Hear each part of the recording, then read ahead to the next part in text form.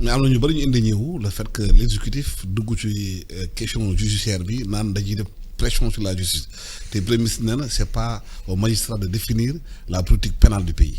Man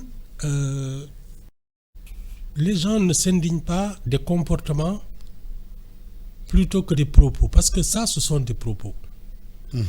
Mais que le président de la République et le ministre de la Justice, je crois, siègent au Conseil de la magistrature, mais c'est encore plus grave que ça, ce sont des propos. De toute façon, gis nga juge ku ci nekk ak affaire bi ngay traité et ça se fait au cas par cas. Soo gisee loo xam ne jar na daan nga daan ko soo gisee loo xam ne jarul topp nga bàyyi ko mu dem man loolu laa gën a gëm. Y a pas de on peut pas les mettre tous dans un même moule. Parce que ku ci nekk ak sa personnalité sa cursus voilà loolu moom je pense que mais ça c'est des propos. Il y a aussi la loi comme boussole. Et c'est la loi.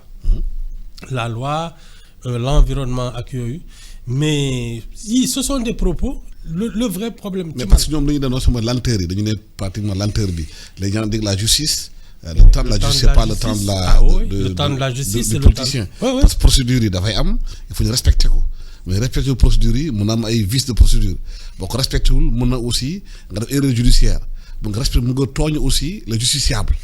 xam nga ñun la perfection n'est pas humaine. tigi. Mais xam nga lan mooy wax ji. Je pense que nous avons un système qui a tenu de l'indépendance à maintenant parce que coow li gën a bari. mooy les affaires entre politiciens ak yooyu moo fi indi coow. Mais tous les matins il y a des gens qui sont devant les juges avec leurs avocats et dont on traite des affaires.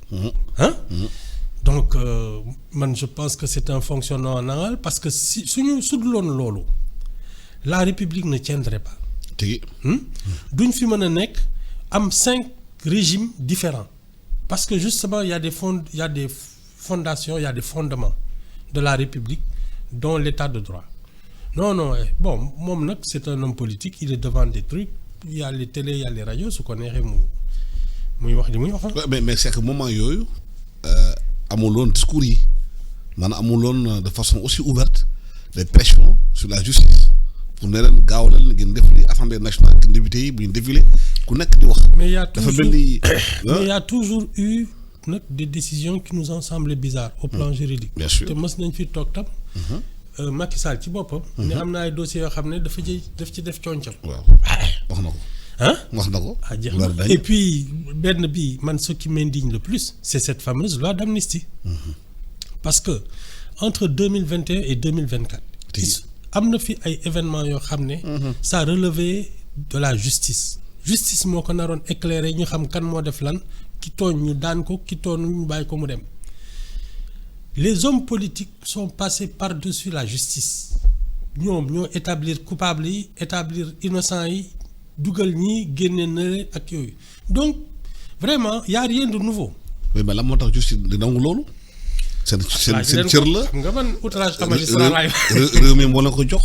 outrage à magistrat lay bañ de. jox leen du ma leen ko constitution bi moo leen protéger aussi juge. non tu sais parce que xam nga lan moo ñu tënk ñu ñëpp. chacun doit prendre ses responsabilités. tigi ku jëlul ses responsabilités nag ça se répercute sur tout l'ensemble. Man je trouve qu'il s'est passé des événements fii qui relevaient du droit de la justice. Le droit devait être dit. Maintenant nag comme l'exécutif a l'habitude de se mêler de tout ñoom ak les députés à l'époque c'était pas la même majorité. C'était l'APR qui était à la majorité. ñoom ñoo jël ay décisions di amnistier di def lii di def la léegi yooyu ça ne date pas d'aujourd'hui.